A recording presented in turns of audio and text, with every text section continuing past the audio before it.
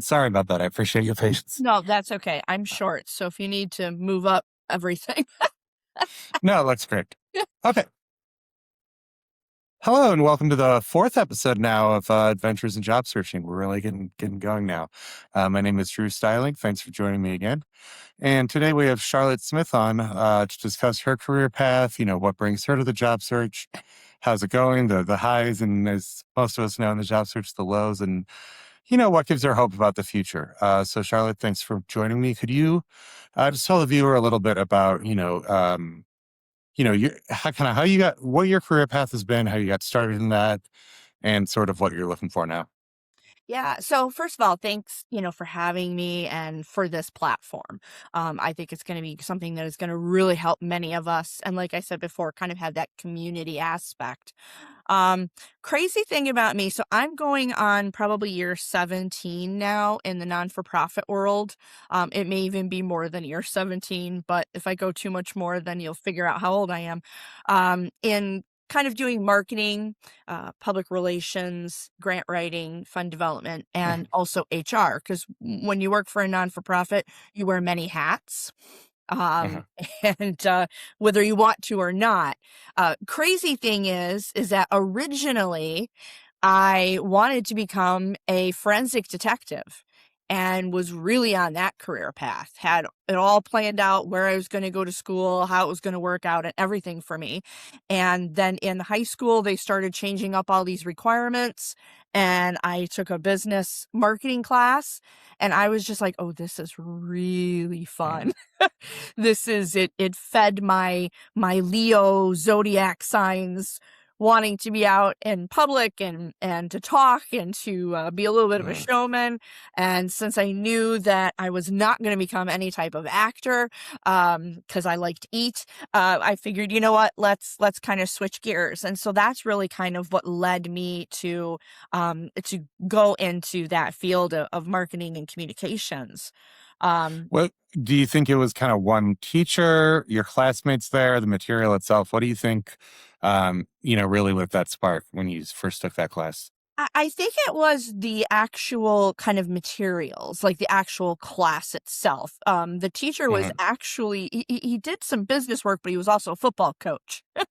So, I mean, as much as he was inspiring, I think it was the fact that we actually came up with a product and had to come up with it and create it and do the storyboards and really pitch that product to our classmates.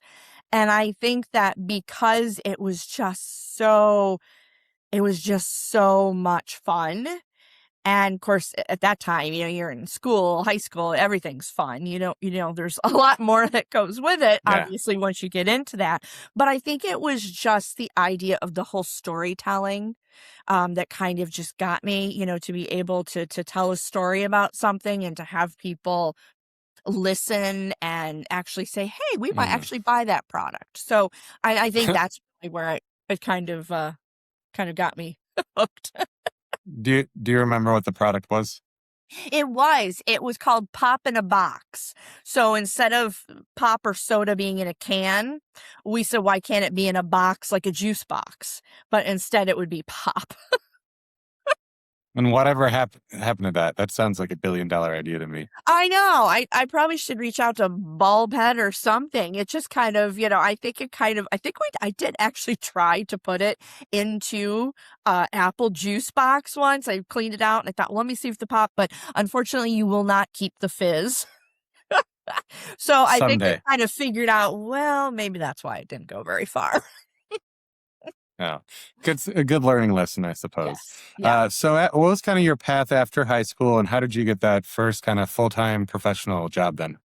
Yeah, so when I graduated high school, I went right into junior college and did 2 years of junior college. And for me, I'm a Gen X, so we kind of figured that that was it. We'd get the 2 year degree, we'd go out, we'd get this amazing job, we'd work our way up, but that we would stay with a company for years.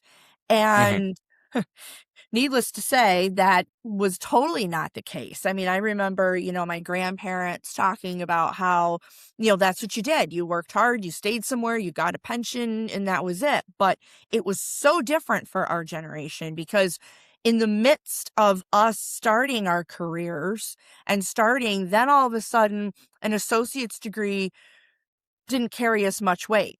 All of a sudden it became, Mm, well, you need a bachelor's degree if you're going to get a promotion, if you're going to move forward, we really want you to have a bachelor's. And now, I mean, I have friends who have PhDs and they're still acting like it's not enough.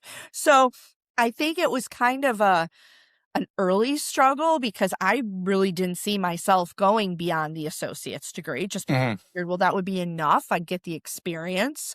My first job was working in a newspaper. So I thought, how perfect, to be able to work at a mhm, newspaper and then be able to go into that marketing and communications from there. But when mhm, I did get a PR job after the newspaper, it was that, okay, no, we can't really give you this salary range or promote you because you don't have the bachelor's.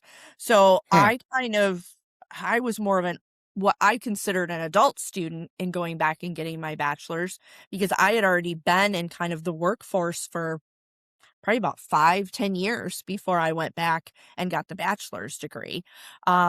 And even when I was getting that, it was kind of like well, now we want people to have masters.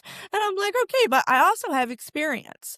Let's not discount that. And I'm noticing more and more now that I'm older, it's like ageism is starting to creep in to the job search. mhm, And I really didn't think that my generation or that this would be a topic of conversation that is coming back.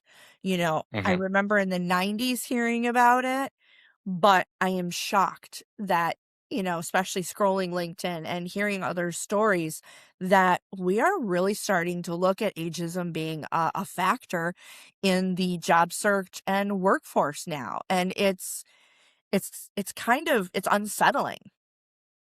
mhm.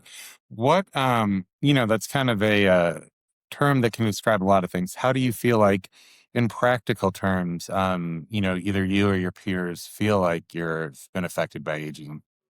Well, so I'll share this. So I have a friend that she's around my age, and she works kind of in the same industry, and she works for a museum.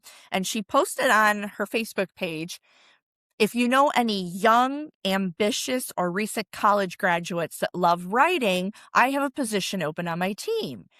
And I kind of was taken aback a little bit when I saw that Mm, post because I thought, okay, I mean, she had to search for a job when she was a little bit older. I'm, kind of searching. And I thought the first thing I wanted to do was kind of like say, hey, wait a minute. What about someone who's mature, has a lot of experience and loves writing? But I thought, well, I'm sure she'll say, well, of course you can apply. But I mhm, have applied for there before and have not mhm, received a position and have seen hmm, that it's been the ones that are fresh out of college. So it's kind of like, none of us are really, we're at the age where we're looking at retirement, but we know that we can't retire yet.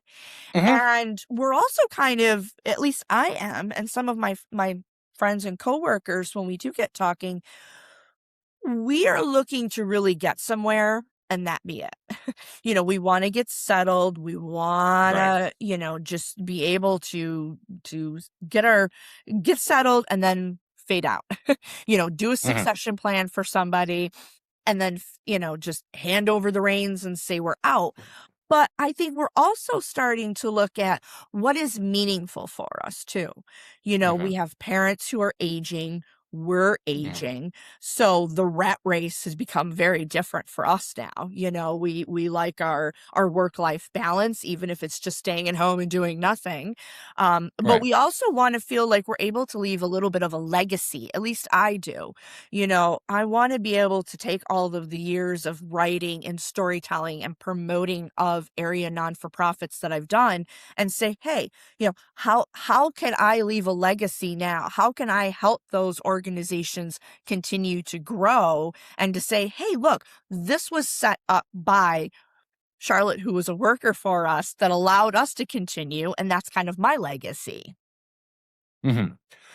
Um, with that friend specifically or anyone else, have you ever, you or any of your peers sort of directly tried to confront when you feel like, you're seeing ageism as it comes to recruiting in the job search?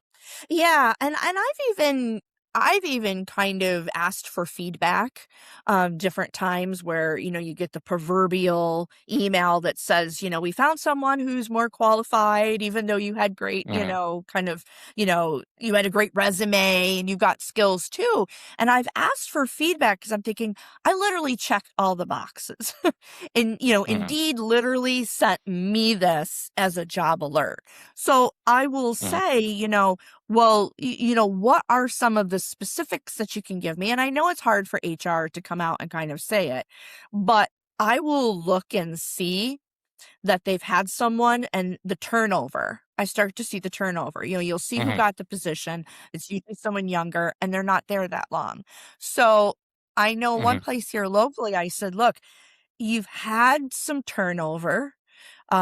Many times it is someone younger who's just looking to kind of get that experience and then they've left. I'm not looking to necessarily leave the area I live.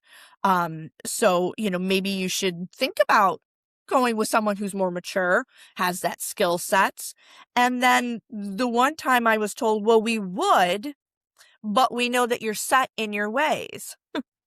huh, And I was kind of like, well, we have, I do believe in, certain standards of writing, as a PR professional, we have to abide by certain, standards of writing. But that doesn't mean that I'm not keeping up with new trends or new traditions or, can work with different policies. But it was kind of like shocking because I'm thinking, well, there's a difference between being set in your ways, at least I feel, and someone who is going to make sure that what is produced is clean, is detailed, um, and is something that is gonna work, instead of just mhm, typing something up and sending something out, and then all of a sudden it's like, "Oh, yeah, I guess we shouldn't have sent that because it offended people." It's like, well, let someone right. who's set in their ways actually help you get it out the first time so you don't look like, "Uh-oh." Have you spoken with any peers that feel like they're also experiencing it and maybe come up with, an effective strategy or sort of a way to push back against a system that's doing that? I have a lot of friends where we're saying that we really are noticing that as we're getting older, we're just not getting, we just can tell we're getting overlooked. Um, and we've tried to think of ways like, how can we've even talked about what if we did like an internship? What if we did Mhm, like a contract work, or a consulting, gig, let us show you what we can do.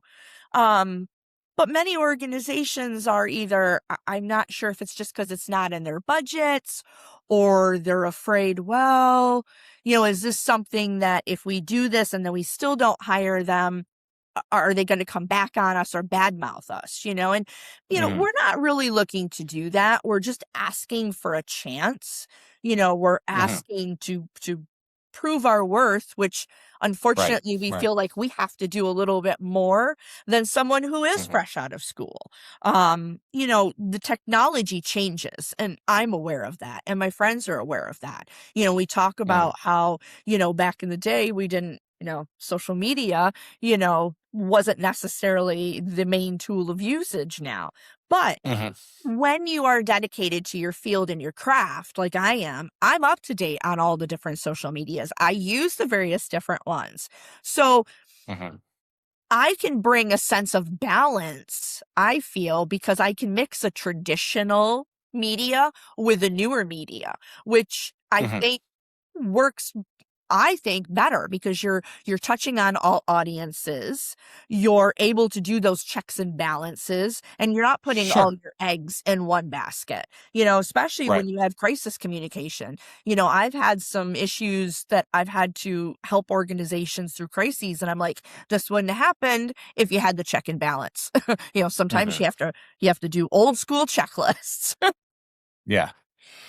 if stepping back a little bit from the present, and I don't want to, certainly on this podcast, I don't want to focus on names. Of course, anyone with second grade investigative skills could get on our LinkedIn's and figure it out. But this podcast is certainly not about, naming names and all that. But Mhm. um, if you look back at sort of the job that you enjoyed the most and you felt like you made the biggest impact, could you first talk about first what the job was, what kind of organization, what accomplishments you had, but then also how you were able to land that job, how, the job search has worked effectively for you previously. Yeah, so um I had always my goal was always to get a higher titled position. Um Not so much for the title, but for because I had always been that kind of bridesmaid, or the director or coordinator level, and I wanted to move up. Um, and when I saw the posting for this position, I was excited. I was Hmm. excited because it was very into tune to my roots and all the different things that I had done. And so I had applied, and I think I had almost applied thinking, well, this will be another Hmm. email come that's going to be, well, we're not sure and Hmm. I don't, thank you, but no. But I happen to know someone that I had worked with who had a seasonal job there. And I had kind of Hmm. reached out to her and said, hey, do you know what's kind of going on? And she's like, no, not really. But she said, I'll see what I can find out. Well, I ended up just calling. I was like, I stopped in because I had been in Hmm. an event that they had just had. So I was like, "Hey, I'm just checking in, wanted to see." And luckily enough, the person that was there was more mature than I was, a little older age, and they're like, "Nobody does that anymore." Nobody just stops in, nobody really Yeah. checks, kind of does that follow up. So that kind of led to them saying, you know what, I'm going to let the committee know that you stopped in and that you Hmm. checked. So I ended up a couple weeks later getting the first of two rounds of interviews that I did for that job. Um, and was just absolutely over the moon. That was what was my dream job. Um, Wow. Unfortunately, the dream job turned into something that was a cultural and systemic change that was beyond what I could do for them. Um, Hmm. and it just became, I don't want to say a toxic work environment, but something that it's still they're still working on making those internal changes that need to be made.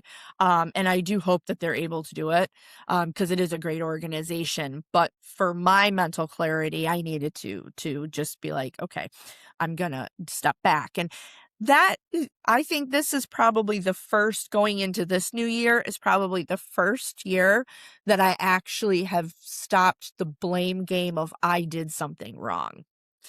Hmm. Uh, and that took a lot of time for me to finally be like, you know what? It had nothing to do with you. They were the staff and the board and everybody was very much behind me. Um, Right. and very still to this day, when I run into any of them, "Oh my goodness, you did such amazing things." But, it's kinda different. Somebody else tells you that, you believe it when they're telling it to you, but then when you go home at Right. night and you're sitting and thinking, you're like, "Oh, I really messed that up." Yeah, I think that's something that holds a lot of us back in our careers. It's kind of the what if, the fork in the road that didn't quite go the way we wanted to. What do you think was the key to be able, for you personally, to, kind of make peace with that and be, know that you did everything possible? How do you think you were able to get to that point of inner peace with that? I think I had to stop I had to treat it, and I heard this somewhere, I had to treat the job as a lease and not a mortgage. Hmm. I had to really kind of look at it as my time there was valuable. I put things Hmm. in place that are still being done, and that are still being talked about and promoted. And I think I had to just say to myself, it wasn't it wasn't me, the person, and it wasn't the title. Mm. I had to separate myself from the title and really treat it as, that was a time that I was able to leave a mini legacy. But that's not Right. my full legacy. Mhm. Yeah. I mean, could you talk a bit about how you think either, accomplishments or setbacks previously in our career can either hurt or help us in the job search we find ourselves in now? What you have any thoughts about that? Yeah, I think that, it's so, it used to be that it was more personal, the job search. You got dressed Hmm. up, you went to the organization, or you set up an informational meeting, or you met with someone. HR wasn't so closed off. Hmm. You could ask for help, you could ask for assistance, you could ask a friend to help you out. And now, with so many organizations, even the smaller ones, they're either they're either using AI, or they're kind of like contracting it out. Oh, well, we're not doing any of the hiring here. We're working with an Hmm. outside organization. So you're really losing that connection to share why you'd be valuable, how you can be valuable, and that you kind of know that organization. And it's kind of difficult because, like I said, Indeed and LinkedIn are sending us these things saying, hey, you match these job descriptions. This would be a great job. And then when you apply, you don't actually get Hmm. to Right. have that personal connection. You're becoming a Hmm. number. And no matter how many times you even use ChatGPT or AI or tweak your resume and cover letters, there's just that personal being able to talk with somebody, to Hmm. actually kind of advocate for yourself. Right. What would you say, and speaking in the past a bit before we talk about the present search, have there been times in your career when you've been involved in the hiring or selection process? Yes, yeah. So a couple of the organizations that I've worked for, it was one of those other duties I actually was HR, which is kind of Mm. crazy to think that you're marketing, but you're also doing HR. But because I was writing policies, and tabling events and things, they're like, oh, you also can help out with HR, which I did learn a lot of Oh, wow. HR kind of insights that helps with marketing and vice versa. And I always used to be so like, I just couldn't believe, like, like I said, maybe it's because I'm Gen X, but how people Hmm. would show up to interviews. Or, it was like they would be late, or they wouldn't have any idea. They had just applied to apply. And I Hmm. would like sit there, and lots of times I would kind of help out my coworker who was hiring for that department. I'd be like, did you look at their resume? Did you do a pre-screen? I Right. know we need someone, but I'm thinking it's kind of unfair to that person because they're not qualified for this position. Right. We're now struggling because you're just bringing in people and we're trying to change schedules, of our own workloads. And I'm like, Hmm. do a pre-screen. Get a sense of, who they are. Yeah. Because I said that way too, you might find, and I always said to look beyond, Hmm. maybe there's somebody there that, I don't care if they worked at McDonald's or not. If you have to deal with some of the customers, that can translate to, Right. conflict resolutions. I'm like, they could be waiting for their big break, again, try to look Hmm. beyond, titles and exactly where they are.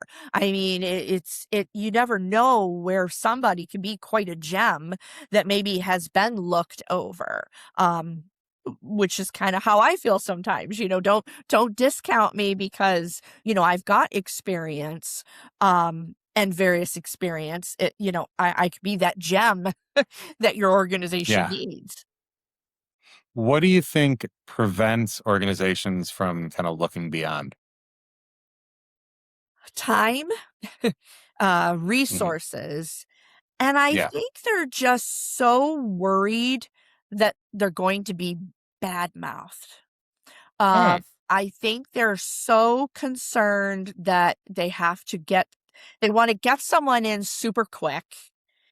Um, They don't want to have to take the time. They know their teammates are overwhelmed and overworked. Hmm. But they're going to continue to be that way if you're not doing a quality search and a quality Hmm. interviewing and checking references. You're gonna have to consistently, that turnover is gonna keep going, and you're gonna have to keep training and retraining. Um, and I think also, just not really looking beyond. I think sometimes they're so focused on what's in that job responsibilities that they don't look that somebody, we can be trained. A Hmm. database is a database. If you know the basis of a database, you can catch up on multiple ones. It doesn't, Hmm. whatever type it is. So don't get Right. hung up on a name. Know that they've got some sort of data entry skills and we can train them. And I think Hmm. sometimes they just they do that. But then I think sometimes they're worried that, um, they just don't have the time to Hmm. invest. They want someone to come in, hit the ground running. But many times those are the ones that get burnt out fast too. Right. Yeah. That's absolutely true. Do you feel like from being a part of the hiring process, you learned anything about how to be a more effective job searcher? You would think that. Um, and I think that in a way, yes, um, because I realize that as much as we think that cover letters hold this huge weight, it really doesn't. It's Hmm. more, I mean, Interesting. for the places, and I've even asked after I've been hired at some places, I'll say, did you really, how much does a cover letter really kind of care? And they're like, we're just looking to see if you can form sentences, and to get like a brief thing. Or I've literally had HR departments tell me, well, it's a requirement, or we have to for our files. And I'm thinking, oh, okay. So I just spent hours for no reason whatsoever hoping to Hmm. do that. So I try to focus on a good, solid, still cover letter, but I Hmm. try not to get it too detailed because I realized they're Hmm. not reading as much as I thought they were. They're more or less taking that resume and seeing, okay, what is that title match? Especially now that they're running them through software, now that they're running them through programs, those keywords got hit out and they're taking them more from the resume than they even are cover letters. Um, which I don't know. I still find that shocking, but Hmm. that is some of the feedback I get, is that the cover letter just Hmm. is not carrying the weight that they used to. Um, Hmm. and I think they should, because that's where, you're going to get that personality, um, and kind of that experience level come through. Mm. And so bringing it back to the present now, and that was so wonderful to hear how what you've learned in the past, both from being a job searcher, being in the hiring process. Simple question first: what kind of roles are you targeting now, specifically in terms of day-to-day function, title, and what kind of organization would you love to work for? So I love to continue being that storyteller.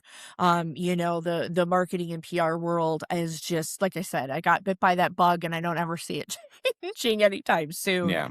Um, I still would like to get another executive director role, um, because that's what I've so ascertained to become, and really have tried to set the groundwork for that.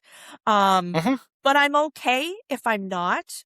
My thing is that I really want to, like I said, leave that legacy with being able to work for an organization that they're looking for someone that's going to tell their story and they're Hmm. going to grow with that. And they want to, grow their organization. They want to continue to be viable. Um, and they want to just continue on.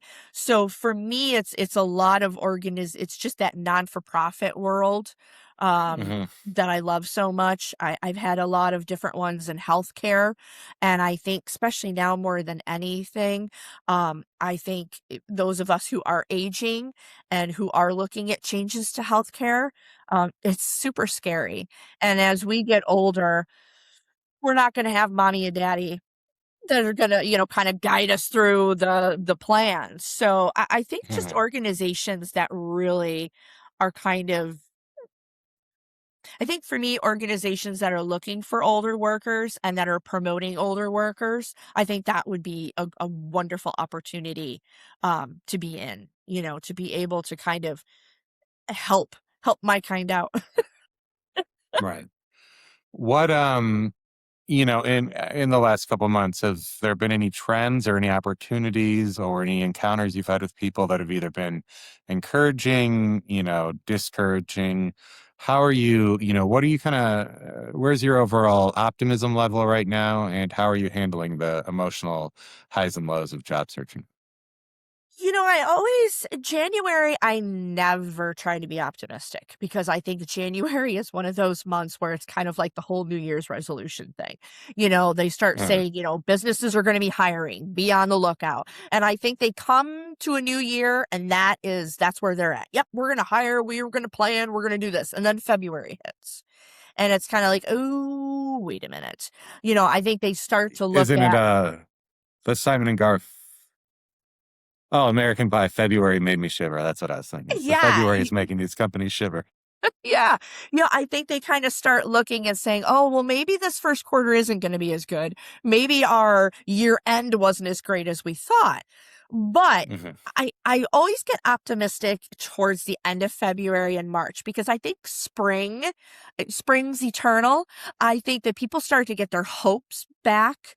I think that people start to come out more. We're not all, the holidays are in the rearview mirror.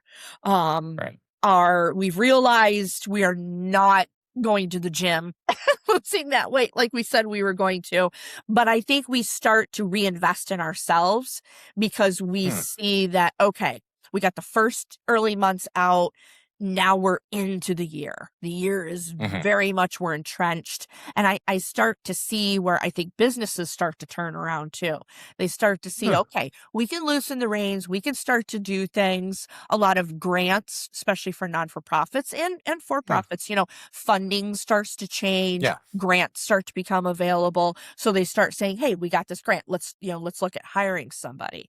Um, I think I am still struggling when I send a resume and a cover letter and apply for a job Hmm. because I still sit there and think, okay, for me, it's like if I don't hear like within a week, I'm like, yeah, okay, they're not, I'm out of the field, and I'll do a Hmm. follow up, but I'll sit there and think, even though I know that it may take some time, I think it's kind of like one of those things where, old school teaches you if you don't hear right away, and the old thing, well, no, no news is good news. No, they're moving forward. Companies are moving forward. They've even though they don't want to hire, they have to. Whether they're hiring strategically or smartly, that's up for debate. But I always kind of get a little nervous and start like watching the email. Like the first few days, I'm Hmm. like, okay, there's nothing, there's nothing, there's nothing. Hmm. And I think that again, because I'm so thinking, how do I focus on not I got to put out there what I can do, which is a lot of skill sets. But how do Hmm. I get it so it doesn't look like, oh, like right away? I don't, they tell us not to put dates, for like education and things like that. So we don't put that age right across our foreheads.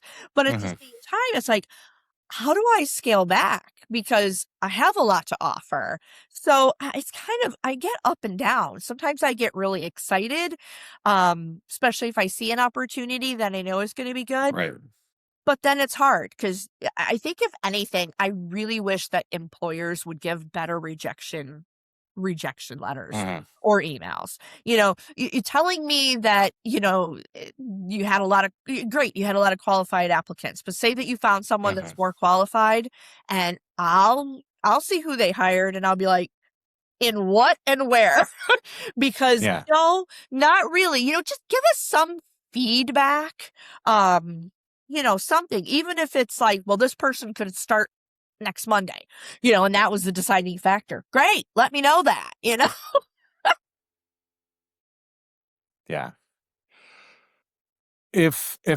let's say somebody doing similar work to you hired you and said, I want you to be my job search coach, tell me how to job search effectively. What are some pointers you would give? What do you think something that people don't do enough in the job search that is actually quite effective? Not a lot of people have elevator pitches. Hmm. I'm really shocked at how when you ask And somebody. and so what Uh-huh. how do you define an elevator pitch for people who don't know what that is? So a lot of people like to think an elevator pitch is a sales pitch.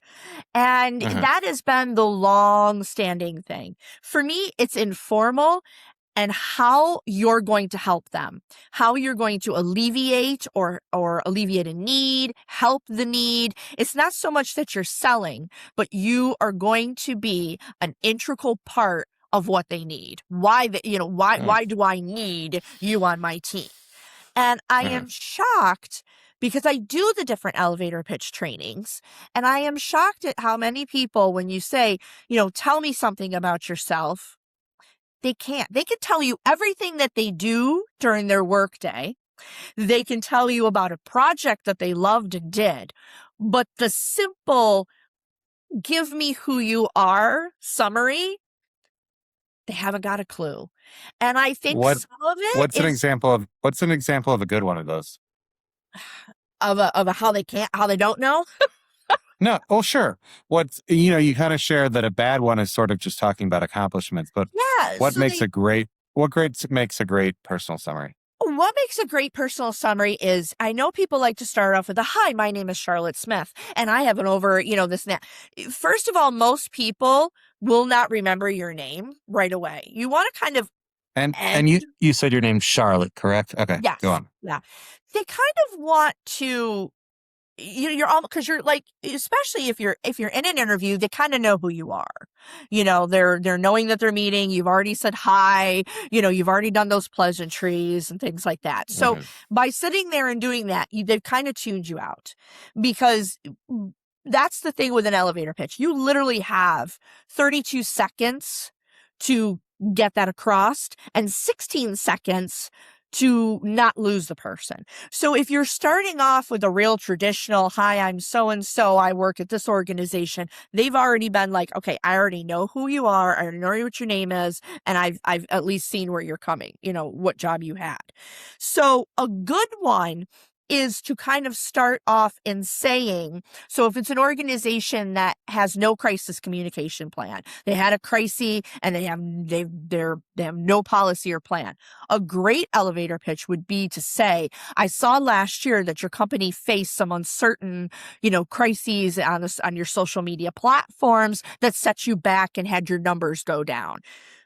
Hmm. I have written plans, crisis communication policies, and worked through being a spokesperson to help this organization become more effective, efficient, and to alleviate any potential threats and lawsuits. Hmm. All of a sudden, they're like, holy cow, you've done your research on their company. You're telling them how you can help them. And you've put food in their mind, food for thought, because they're thinking, ooh, geez, this could happen to us again. We don't have a policy, but this person just said that they've worked on policies and they've helped organizations. They can help us. Hmm. So it's Right. very much, I like to call it a kind of reversed sales pitch. You've sold them on something, but you haven't sold them to where they're like, yeah, I don't need that. You Hmm. told them, yeah, you do kind of need this, this happened and this is what I can do. Hmm. So that's great advice. That hasn't been mentioned yet on previous episodes. So that's really great to hear. What's something else that you think a lot of job seekers fail to do that can be very effective in landing that next great opportunity? I think doing that follow-up, and it's okay to call. It's okay to Uh-huh. call. It's okay to, just, reach out, like I said, sometimes I will go to an event or an Hmm. open house that they're having and just, say, hi, I recently applied for your job and, your opening and just, wanted to come check it out because then it kind of shows that you're a person. And I think that they kind of will be like, wow, they're here attending our event. They must really be interested in what we have to offer. Um, and then they can see you interact. They can kind of watch you interact and support their organization, because it may be something where they don't have anything right then and there, or you don't kind of get it. But it might be something where they're like, you can follow up in a few months and say, I had a great time at that organization. Your event, please let me know if anything comes up. And lots of times they might be like, oh yeah, hey, they know what we went through for Hmm. that event. They Right. saw us running around. Let's give them a call. Yeah, I mean, that reminds me of a quote from some TV show that, history is made by people who show up. And that's excellent advice. So just putting in that extra 2 to 3 hours a week of showing up at events, even if it's, some organization that might not be super active hiring, but you want to, maybe work there someday, go to that event, make some small talk. They're going to answer emails from that person 2 months later versus someone they've never met before, Yeah. So those little, 60-second, 2-minute interactions, especially when they're face to face, can make an enormous difference. Yeah. That's so great to hear that. Well, and So that, yeah, sometimes you'll find out too that that person may be looking for a job. right. I mean, presidents, CEOs, directors, everybody, none of us are safe. And so sometimes if they're looking and they've met you, they might want to reach out and say, hey, can we get coffee? Or, are you working Mm. somewhere now? Or, hey, this position opened up, and, or you could become their boss someday. I always say you never know who could Right. become your boss someday. And so I think that it kind of puts the personalization back into, kind of really employment and just the community. And then flipping that around a bit, I just asked what advice you would give to people if they hired you to be their job search coach. What if you hired yourself to be your job search coach? Are there things that you're not doing in your current job search that you're like, I really should get doing that. It would be helpful for me. And maybe there's some mental hurdle or something that's holding you back from doing that. Yeah, and I think for me, I'm always one that, talking about selling yourself, I think it's one of those things where I'm afraid that if I really tell all that I know how to do, all of my skill sets, all of my experience, I feel like I'm bragging, which shouldn't be a bad thing for me, because I should brag. I should be that squeaky wheel, because I want that grease. But I think that for me, it's such a trip up, because I feel like I don't want to come across as conceited. I don't want to come across that I'm, out for, the CEO's job. I don't want to come across as, oh, well, she's going to be, one of those. I don't know if I want to deal with her. And I don't try to come across that. It's just, I have so much experience and skill sets that it's like trying to narrow it down. And try to not share all the wonderful projects that I have been able to be a part of in the past. Sometimes I think I get myself tripped up.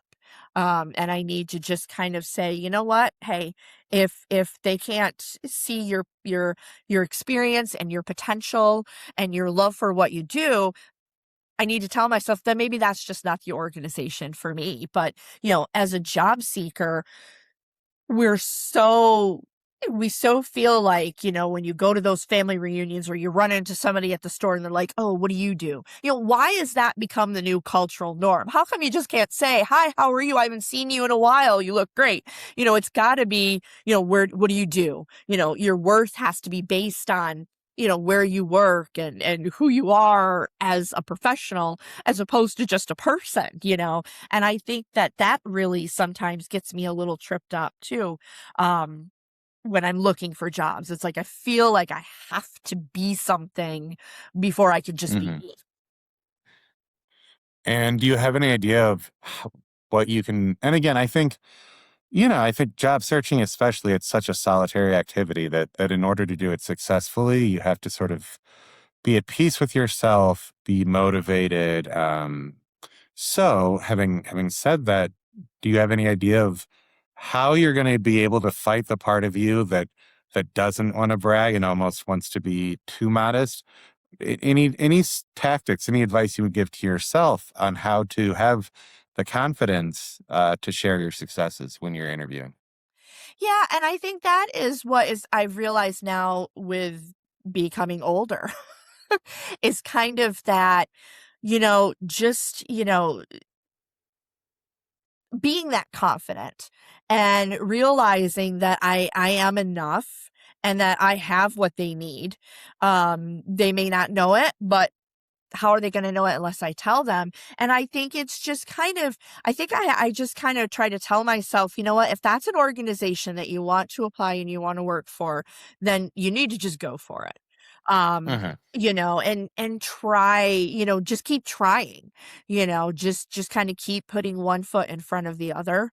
Um, I think it's just one of those things that you have to, as you get older too, I've realized now that I look for more meaningful positions, some more balanced positions. And Hmm. that I feel like I don't have to go after every single thing. If it's something Hmm. that doesn't align, then I'm not even gonna bother because it's more or less where that's where I start to kind of think, "Oh, geez," and I get in my head and you feel let down and it's like, you know, no, let's make it meaningful because then I feel Hmm. like I make it meaningful, they're gonna see it's meaningful as well. Right. So the final question I like to ask my guests is, you're in the final round of an interview. They've already interviewed two people that they really like, and they really like you as well. And so if I'm interviewing you and it's a job you really, really want, and I said, why will you be a better hire for my organization than the two other people I already interviewed for? Assume it's kind of your dream job. What do you think? Where do you excel for your dream job that other people might just simply be good at? What are you great at? And especially as it pertains to helping the organization be as successful as possible. Yeah, I think that I have done the foundational work for a lot of the organizations that I've worked for in helping them continue.